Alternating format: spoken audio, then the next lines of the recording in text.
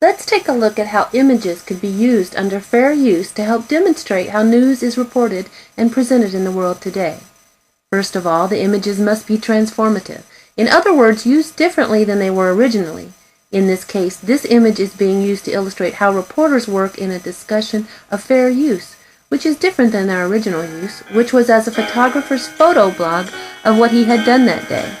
Secondly, if you are not the creator of the images, you must give credit to the maker.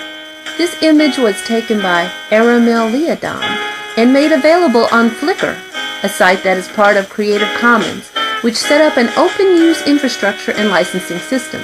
In this case, the photographer only required that he be given credit for the photo for it to be used. A discussion of how different newspapers presented the killing of Osama bin Laden is greatly improved by dramatic differences evident when the front pages of the two newspapers from May 2, 2011 are shown. The pages can be used but must be attributed to the New York Times and the St. Petersburg Times. Clearly, the use here is transformative. It is being used to explain fair use. The front pages were originally intended to inform of the day's news. But care must be taken in the use of music, even when permission has been granted.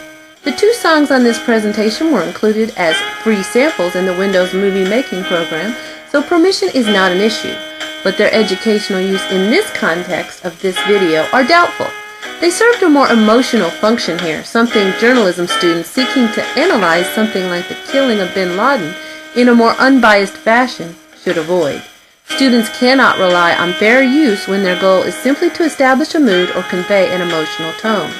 A more educational use of this music, other than establishing a mood, for example, would be to play it and then analyze the styles, rhythm, and dynamics in a music class.